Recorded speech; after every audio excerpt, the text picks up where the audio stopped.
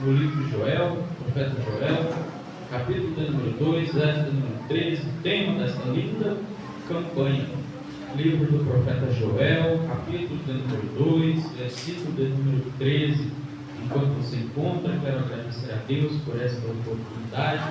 Louvo, exalto e agradeço ao Senhor pela vida, pela saúde. Como disse Paulo em Romanos 11:36, porque dele, por ele e para ele são todas as coisas. Aqui nós nos reunimos com um único propósito, que é adorar e exaltar o nome santo. Começou o abastecimento de água, caixa d'água, né? Livro do profeta Joel, capítulo número 2, versículo de número 13, acompanhe comigo. A Bíblia vai dizer, versículo 13 do capítulo 2 de Joel: rasgai o vosso coração, não a vossa veste, voltai para o Senhor, o vosso Deus, porque Ele é misericordioso, compassivo, tardio em irar-se, grande em amor, e arrepende-se do mal. Versículo 14: quem sabe se não se voltará e se arrependerá e deixará após si uma bênção, uma oferta de cereais e libação para o Senhor vosso Deus. Versículo 15: tocai a trombeta em Sião, santificai o jejum, proclamai um dia de assembleia solene. A igreja pode estar todo mundo assento, em nome de Jesus. Graças a Deus por esse texto e graças a Deus por esta oportunidade de vida e de estarmos aqui falando do amor de Deus. Bom, estamos diante do livro de Joel. O livro de Joel é marcado por uma característica intrigante.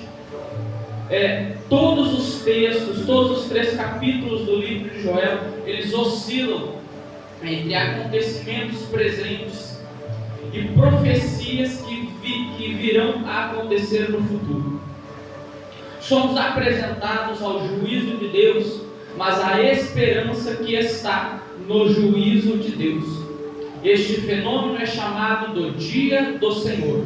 O dia do Senhor compõe estes dois grandes momentos: o momento do juízo de Deus e o momento da esperança dos justos. Ao decorrer dos 3 capítulos, notamos diferentes abordagens que seguem um padrão. Após a aflição, vem o sossego. É interessante de se pensar que um livro que foi escrito após o cativeiro da Babilônia, que durou 70 anos, que foi um instrumento de juízo de Deus, do capítulo de número 1, a partir do versículo de número 2, vai começar a nos dizer que veio uma escassez, sobreveio a Israel, aquele povo, uma escassez de gafanhotos migradores, gafanhotos devoradores e gafanhotos destruidores. Assolaram toda a plantação daquele povo, derrubaram o trigo, secaram o vinho, derrubaram todas as plantações que eles tinham, ocasionando em desespero, ocasionando em desesperança, ocasionando em pensamentos de que o juízo de Deus sobreveio sobre aquele povo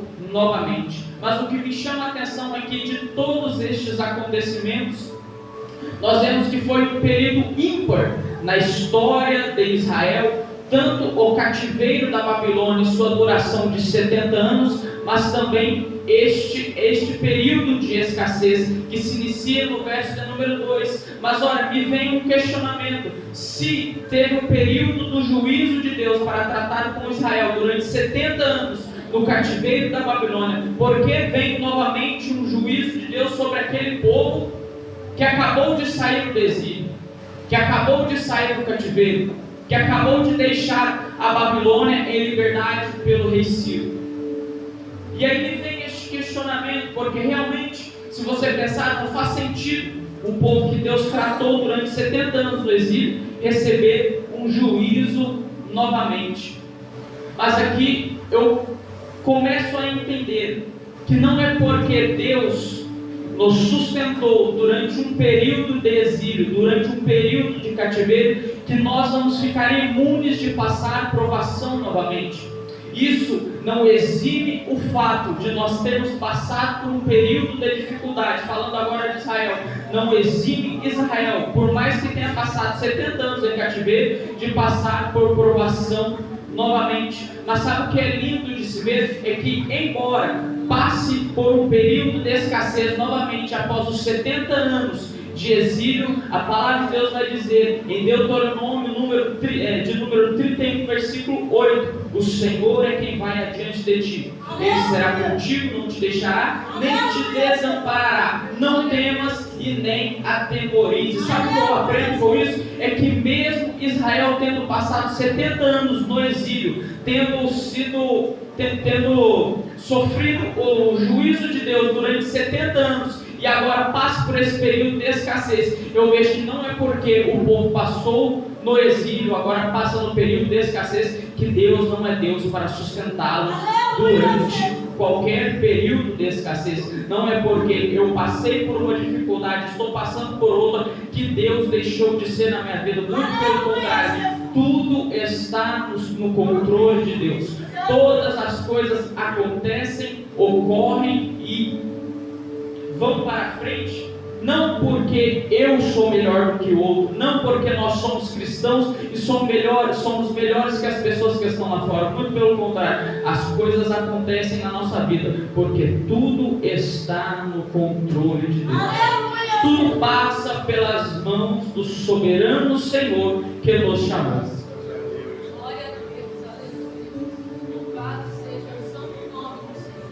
E vendo que se inicia mais um período de escassez na história de Israel, a partir do verso de número 2, no próprio versículo de número 2 vai dizer: aconteceu isto em vossos dias, ou também nos dias de vossos pais. Uma clara referência a Êxodo, capítulo número 10, quando fala de uma das pragas do Egito, que é a praga dos gafanhotos. Ora, me vem um questionamento: se já aconteceu uma praga de gafanhoto lá no passado com os pais deles, por que aconteceria hoje novamente? Será que não foi o suficiente Deus tratar com aquele povo? Será que não foi suficiente Deus fazer sobreviver uma praga de gafanhoto, embora fosse no Egito? Mas Israel presenciou tamanha destruição que foram esses gafanhotos naquele momento, e passaram por estes gafanhotos novamente? Não. Sabe por quê? Porque os planos de Deus são insondáveis. Mesmo que seja a mesma praga, não é o mesmo propósito. Ei, eu tenho uma coisa para te dizer: embora a dificuldade esteja batendo a porta e pareça ser mais difícil do que a anterior, saiba de uma coisa: os planos de Deus são maiores que os nossos planos. Os pensamentos de Deus são maiores que os nossos pensamentos. Deus é eternamente mais racional do que nós podemos ser racionais. Paulo vai dizer que a loucura de Deus é mais sábia que a maior sabedoria humana. Portanto, eu aprendo lendo este texto de que cabe a mim, como servo, somente agradecer a Deus.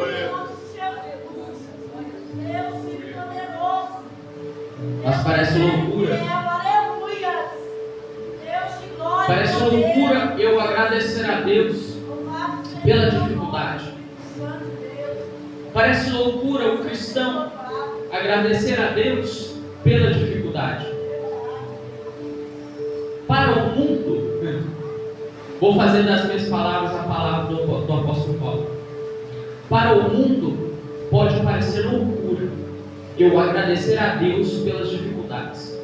Mas para nós, é a manifestação da graça de Deus.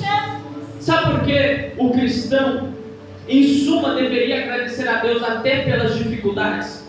Porque a Bíblia diz que Deus faz sair o sol sobre o justo e sobre o injusto. Mas nós temos uma diferença, e a Bíblia vai dizer: e outra vez verá a diferença daquele que serve e o que não serve. A diferença daquele que serve a Deus com fidelidade é que ele não espera as bênçãos chegar para agradecer a Deus, ele já vai agradecendo a Deus diante da dificuldade, porque quando chega a bênção de Deus na vida dele, o bom momento não o corromperá, o bom momento não fará mudar a sua opinião e muito menos a sua gratidão a Deus. Portanto, eu aprendo com essa palavra que enquanto eu estiver glorificando a Deus na dificuldade, enquanto eu estiver glorificando a Deus no momento de dificuldade, quando chegar no momento de bonança, eu não vou trair a Deus pela bonança dele.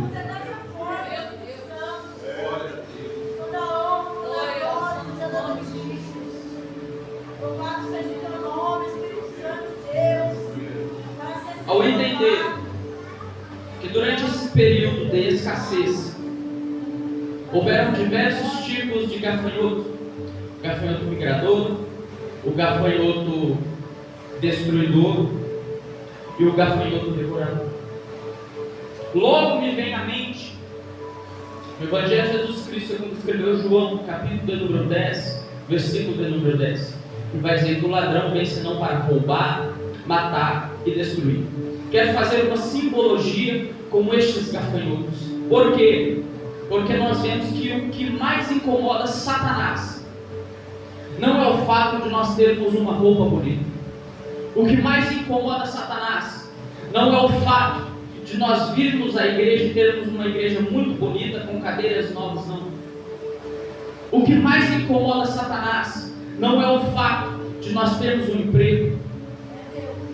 O que mais incomoda Satanás é o fato de sermos pecadores, de pecarmos todos os dias, mas se nós abrirmos o nosso coração e pedirmos perdão a Deus, Deus ainda assim é grande o suficiente para nos perdoar. Embora o traiamos todos os dias com nossas atitudes errôneas, embora traiamos a Deus todos os dias com nossas más atitudes, Ele é grande e benigno o suficiente para nos perdoar todos os dias. E é disso que Satanás tem raiva, é disso que Satanás tem ódio de mim e de você.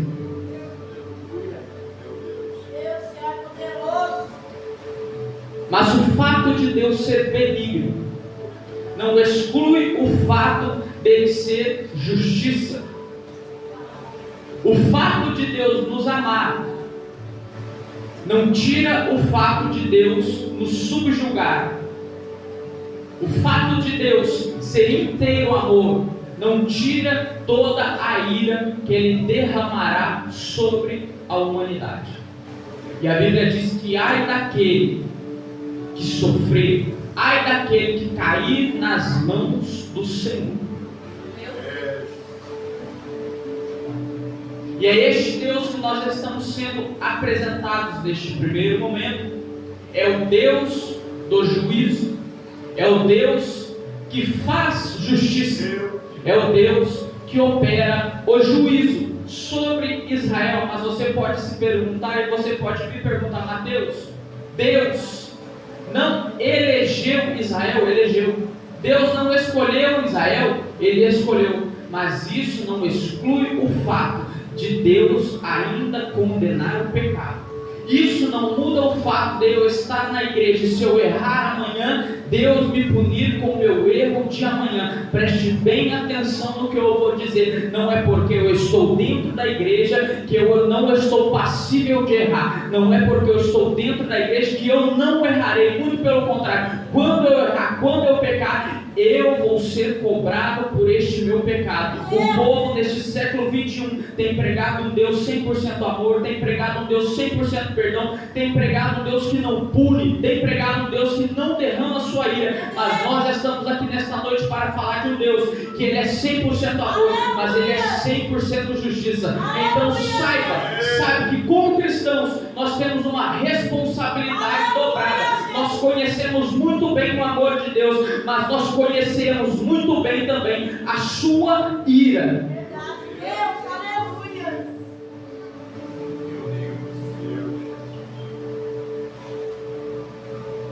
Tanto que a Bíblia vai dizer para nós temermos e tremermos diante da majestade de Deus. A Bíblia não nos apresenta a um Deus que corre atrás do ser humano. A Bíblia não nos insere no contexto de um Deus que vai até onde o ser humano está, por pura sem vergonhice do ser humano.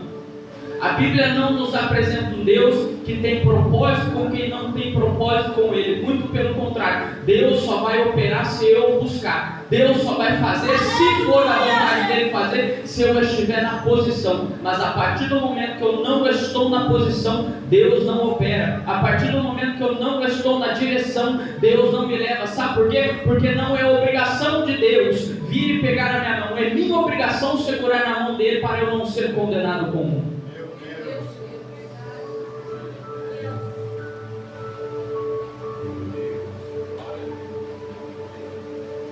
A Bíblia diz que Jesus é a escada que faz ligação entre os homens e Deus. Em Gênesis capítulo 28 vai dizer que Jacó ele teve uma visão de uma escada. E nessa escada os anjos transitavam entre o céu e a terra. Esta escada, após a nova aliança, após a graça, é Jesus. Mas Jesus continua no mesmo lugar. Quem tem que subir a escada, quem tem que querer subir a escada sou eu. É o Mateus. Jesus ele prega, ele dá palavra, ele ensina, ele admoesta. Mas no final das contas, se eu não quiser subir a escada para ter um encontro com Ele, nada acontecerá. Serei condenado com o mundo. Por quê? Por responsabilidade de Deus? Muito pelo contrário. Por minha única e sublime responsabilidade. E quando nós vemos em um contexto de que Deus traz o seu juízo sobre a humanidade, nós vamos ver no verso de número 5 que vai dizer: despertai bêbados e chorai, gemei todos os que bebeis vinho, gemei por causa do vinho novo, porque foi tirado da vossa boca. Quando nós vemos que a Bíblia fala de vinho, quando o vinho está inserido num contexto de novo, significa alegria. Então logo eu entendo que neste contexto, uma das áreas afetadas pela escassez foi a alegria do povo. E a Bíblia vai dizer no verso de número 10 que o vinho novo secou e começou a faltar azeite. Logo eu entendo que a falta do vinho novo significa a falta de alegria, e a falta de azeite me mostra um despreparo, conforme mostra Mateus capítulo número 25, mostrando que existiam 10 virgens, 10 mulheres intocadas. Todas as 10 eram virgens, todas as 10 vestiam a mesma veste, todas as 10 andavam iguais, todas as 10 carregavam lamparinas, todas as 10 conversavam, presumo eu, da mesma coisa. Todas as 10 foram ensinadas no mesmo caminho, porém somente 5 estavam preparadas. O que eu quero dizer com isso? Não é todo mundo que fala que serve a Deus que no final das contas estará preparado para subir com Cristo. Não são todos que dizem servir o Senhor que estarão prontos para subirem com Cristo naquele grande dia. Por que, diácono Mateus? Porque é lógico, claro e evidente que em Mateus capítulo de número 25, se todas as outras 5 virgens quisessem carregar azeite reserva, elas carregavam. Por que não carregaram? Porque preferiram estar despreparadas e ver o noivo vir do que estarem preparadas aguardando a volta de Cristo. Entenda uma coisa: é melhor eu estar preparado quando Cristo voltar do que eu me lembrar que Cristo voltou e eu estar aqui na terra.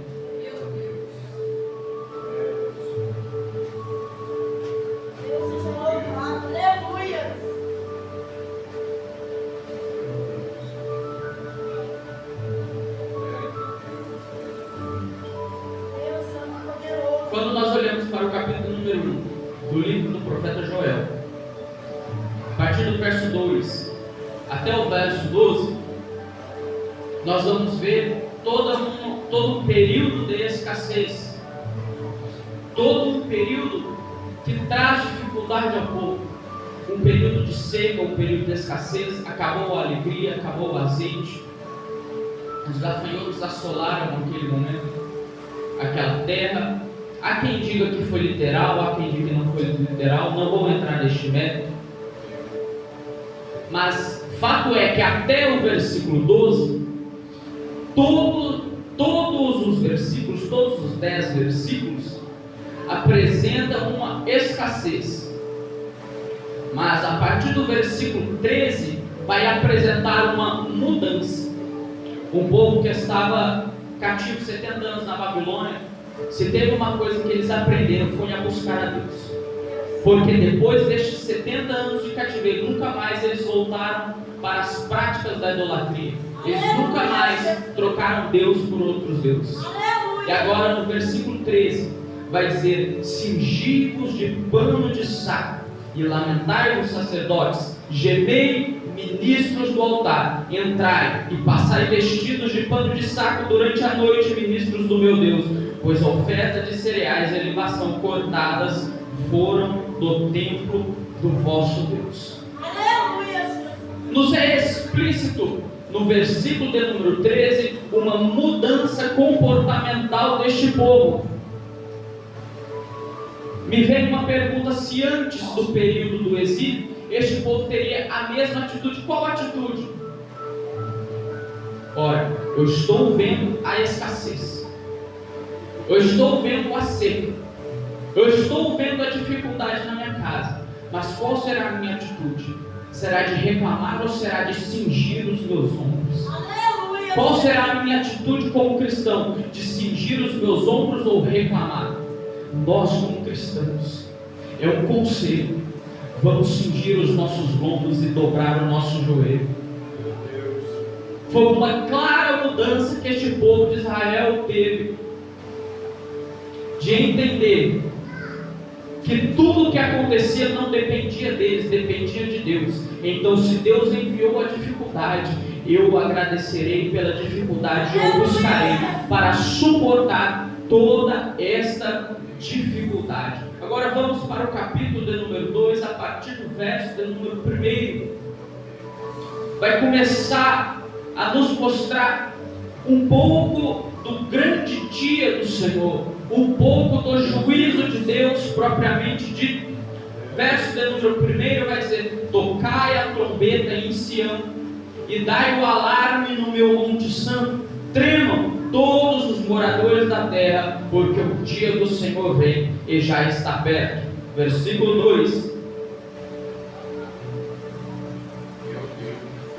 dia de trevas e de escuridão, dia de nuvens e trevas espessas, com a alma espalhada sobre os montes. Vem um povo grande e poderoso, qual desde o tempo antigo nunca houve, nem depois dele haverá, pelos anos adiante, de geração em geração. Nós vemos uma clara referência, uma clara demonstração do dia do juízo do Senhor. E nos é apresentado todo um contexto do versículo 1 até o versículo de número 11 de como será uma parte deste juízo. Mas a partir do versículo 12 vai dizer: ainda assim agora mesmo diz o Senhor, voltai para mim de todo o vosso coração, com jejuns, com choro e com pranto. O que eu não entendo com isso? Até o versículo 11 Deus falou para a totalidade, Deus falou para todo mundo, que todos sofreriam o juízo de Deus. Mas a partir do versículo de número 12 eu vejo Deus dizendo que quem o buscar, que quem for fiel a Ele, não sentirá o juízo dele. Eu vejo Deus sendo totalmente justo com o seu juízo sobre a totalidade, sobre todos. Mas agora, a partir do versículo de número 12, eu vejo um Deus mostrando que quem o busca, o encontra, mostrando que quem está nele, ele é o seu refúgio e a sua fortaleza. Salmos de número 46 vai dizer que o Senhor é o meu refúgio e a minha fortaleza, o meu socorro bem presente na hora da angústia. No versículo de número 10, salvo o melhor juízo, vai dizer que ele faz cessar as guerras, quebra o arco, corta a lança e joga os carros no fogo. Mas a seguinte vai dizer: aquietai-vos e sabei que eu sou Deus, e serei exaltado entre as nações, e serei exaltado sobre toda a terra. É este Deus, é este Deus que nos dá um alerta. Fala, olha, se você não quer passar pela totalidade do meu juízo, se você não quer sofrer o cálice da minha ira, volte para mim com o teu coração, com jejum, com choro e com preço. O que eu entendo com isso? Eu vejo que Deus, Ele quer sinceridade. Já chega de servir a Deus da boca para fora. Já chega de pensar que tem um compromisso com Deus da boca para fora. De mostrar para o povo que temos um compromisso com Deus, mas na hora de exercer este compromisso com Deus, não o exercemos. Chega de sermos cristãos de mentira. É isso que Deus está pedindo para aquele. E aí nós vamos entrar para o versículo de número 13. Rasgai o vosso coração, não as vossas vestes. Voltai para o Senhor vosso Deus, porque Ele é misericordioso, compassivo, tardio em irar-se, grande em amor e se arrepende do amor. Nós temos 5 grandes qualidades de Deus que se aplicam a todos aqueles que o buscam com sinceridade. Deus Ele é misericordioso, Ele é compassivo, Ele é tardio em irar-se, grande em amor e arrepende-se do mal. E aí me vem um questionamento: se Deus se arrepende do mal, qual o sentido quando a palavra de Deus vai dizer que Deus não é homem para que minta, nem filho do homem para que se arrependa? Muito bem. Nós entendemos que Deus, Ele é 100% amor, mas Ele também é 100% justiça. E nessas características de Deus, Ele não se arrepende do próprio mal que Ele tem, porque Deus não tem maldade. Ele se arrepende pelo ser humano cometer o que é mal. É diferente do arrependimento de Deus para o arrependimento do ser humano propriamente dito. Deus se arrepende por nós praticarmos o que é mal, não que Deus mudou porque Deus é imutável. Veja bem, Deus é poderoso, Deus misericórdia. quando eu adentro no versículo de número 13, receba, hein, varão? É o inimigo da saia. Ou amigo, né? Depende de quem paga a conta. E aí, quando nós entramos no versículo 13, tema dessa campanha, tema lindo inclusive, nós vamos ver Deus pedindo para rasgar o coração e não a veste.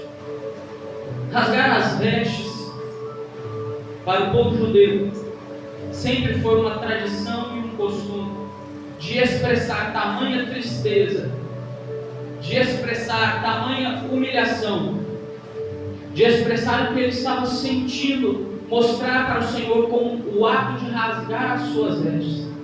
É o que aconteceu com Davi, quando Davi soube da morte de Saul e de Jonathan. A Bíblia diz que Davi rasgou as suas vestes.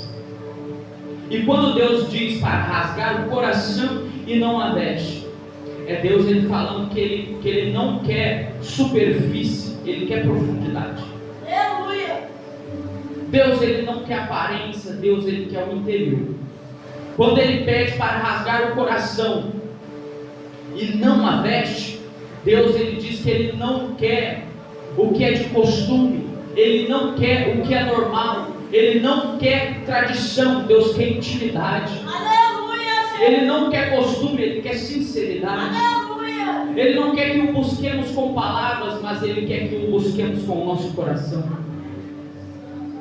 Ele quer que deixemos as práticas costumeiras de lado e tomemos uma atitude e tomemos uma ação de buscá-lo com todo o nosso coração, de sermos totalmente, plenamente, completamente dependentes dele, onde nós podemos dizer, como diz a palavra de Deus, o viver para mim é Cristo e o morrer é lucro, como diz Paulo. Deus ele quer um nível diferente de intimidade. Ele não quer uma intimidade que é propagada somente entre as pessoas. Ele quer uma intimidade que é propagada lá no meu quarto, lá na minha casa, quando eu estiver sozinho. Ele quer este nível de intimidade. E quando eu exerço este nível de intimidade, quando eu entro neste nível de intimidade, eu vou entrar no segundo momento do dia do Senhor, que é o que eu vou falar aqui agora. A partir do capítulo 2, versículo 13, Deus ele vai começar a nos mostrar o outro lado do dia do Senhor. Enquanto até agora nós vimos o dia do Senhor em seu primeiro grande momento como justiça, como o dia do juízo do Senhor, a partir do verso de número 13, do capítulo de número 2, nós vamos ver o outro lado dessa história. Qual é o outro lado dessa história? A esperança dos que ficaram em Cristo, a esperança da fidelidade a Deus. Até agora nós vimos toda a justiça de Deus, até agora nós vimos todo o juízo de Deus, mas a partir deste momento nós veremos toda a esperança que Ele nos deu. A partir deste momento nós vamos ser apresentados a toda a esperança que Ele nos ofertou. Pois bem,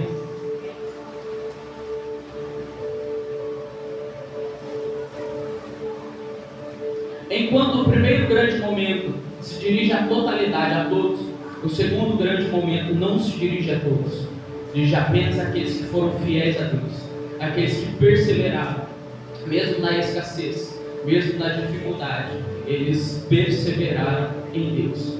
E isso tem uma recompensa. É o que a Bíblia chama de galardão. É o que a Bíblia chama depois de coroa. Isso tem uma recompensa. Valeu a pena eu me manter fiel a Deus. Valeu a pena eu me manter nos caminhos dele. Valeu a pena eu recusar a minha vontade, eu recusar a minha carne para fazer a vontade dele. E vamos tratar deste grande momento, deste segundo grande momento, que é apenas para aqueles que se mantiveram fiéis a Deus. Versículo de número 19 vai dizer: o Senhor responderá ao seu povo: eu vos envio o trigo, o vinho novo e o azeite, deles sereis fartos, e não vos enganarei, mas a zombaria e não vos entregarei mais a zombaria entre as nações. Uma nova esperança a partir do versículo de número 19. Aleluia, Jesus.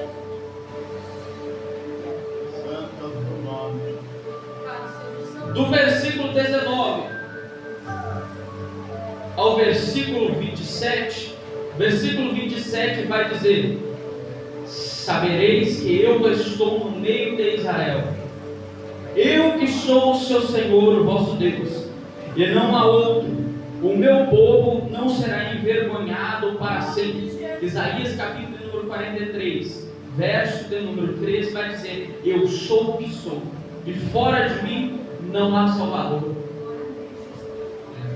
Vai dizer no verso 21, acompanhe comigo: não temas, ó terra, regozija-te e te alegra, porque o Senhor fez grandes coisas. Por que está no presente essa palavra fez? Por que não está escrito fará? Perdão, está no passado. O Senhor fez grandes coisas. Por que não está no presente Deus fará? Porque a Bíblia vai dizer em Apocalipse capítulo 1 versículo 8: eu sou o alfa e o ômega, o início e o fim. E a Bíblia vai dizer em Pedro também que 1000 anos para Deus é como se fosse um dia, e um dia para Deus é como se fosse 1000 anos. Então eu entendo que Deus fez, Ele fará e continuará fazendo, porque Ele é fiel para manter a sua promessa que nos fora feita.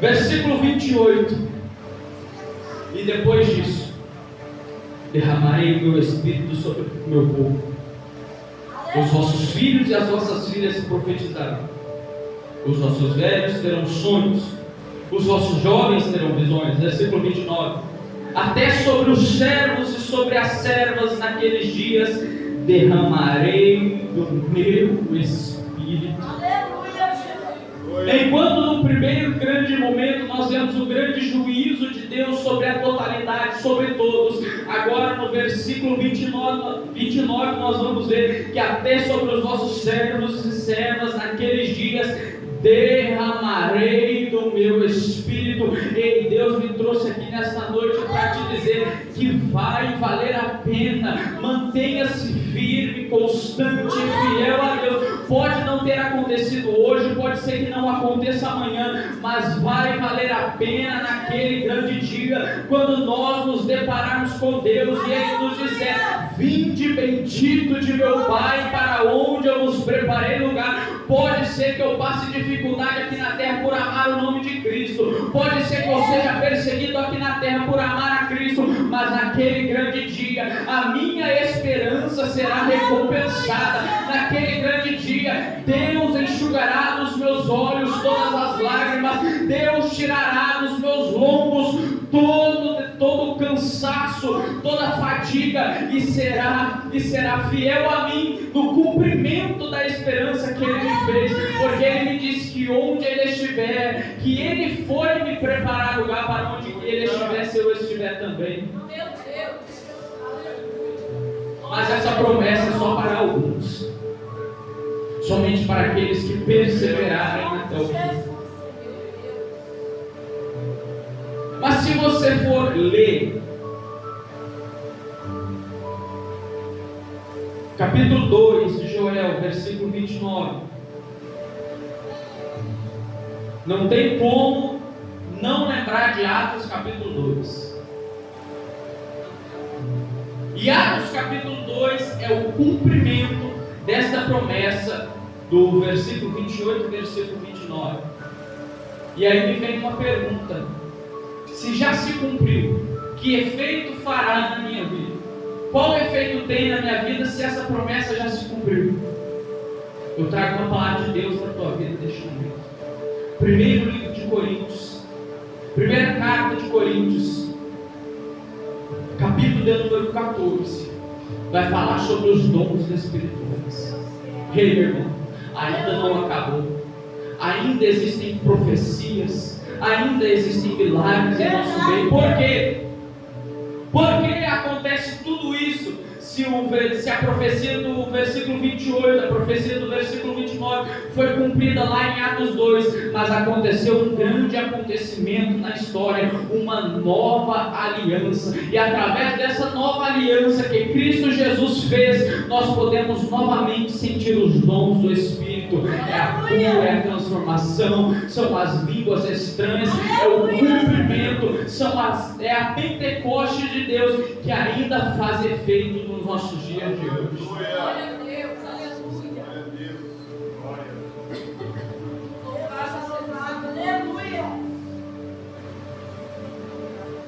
Com essa resposta,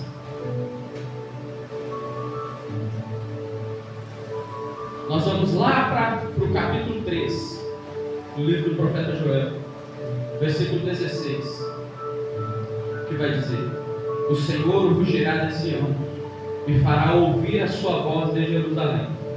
Os céus e a terra tremerão, mas o Senhor será o refúgio do seu povo e a fortaleza dos filhos de Israel.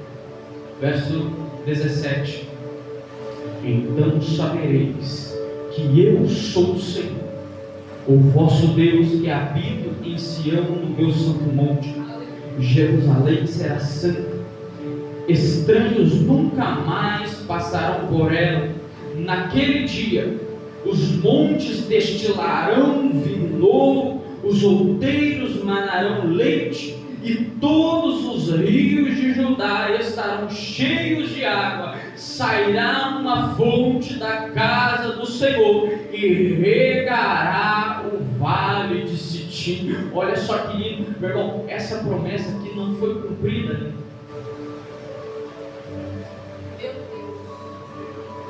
Essa promessa ainda não foi cumprida.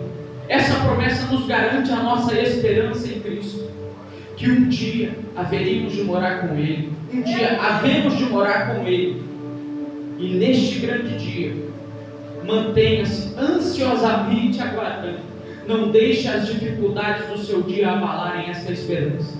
Não deixe os problemas da vida abalarem essa fé em Cristo, porque um dia ela será recompensada. O juízo de Deus será para todos, mas o cumprimento da esperança será somente para alguns. Para aqueles alguns que se mantiveram fiéis, para aqueles alguns que escolheram recusar a vontade própria, para aqueles alguns que recusaram fazer o que queriam para fazer a vontade de Deus. Para estes alguns, esta esperança surtirá efeito. E lendo o versículo de número 17, podemos ter a certeza e nos certificados que no final valerá a pena. Ainda que existam dias de escassez, ainda que existam dias de fome, ainda que existam dias de perseguição, ainda que existam dias que jogarão na sua cara que Deus não está te abençoando, ainda que aconteça todas estas coisas, nada disso, repito, nada disso apaga a esperança que Cristo nos deu. Nada, nenhuma dificuldade apaga a esperança que Cristo nos ofertou naquela cruz do Calvário. Mas qual esperança e qual cumprimento é este? Veja bem, uma nova aliança que teve na descida do Espírito Santo. Eu estou encerrando. Uma nova aliança que teve na descida do Espírito Santo e o fim do período da lei em Jesus com seu sacrifício. E um dia nossa esperança será alcançada. Mas quando essa esperança será alcançada? Livro de Apocalipse, capítulo de número 21. Livro de Apocalipse, capítulo de número 21, verso de número 6. Nossa esperança será cumprida neste dia. Livro de Apocalipse, capítulo de número 21, verso de número 6. E disse-me mais: está cumprido. Eu sou o Alfa e o Ômega, o início e o fim. A quem tiver sede, de graça lhe darei da fonte da água da vida. Versículo 7. Quem vencer, herdará todas as coisas. E eu serei o seu Deus, e ele será o meu filho. Apegue-se a essa esperança e creia que um dia nós vamos habitar com Cristo. Eu agradeço a oportunidade em nome de Jesus.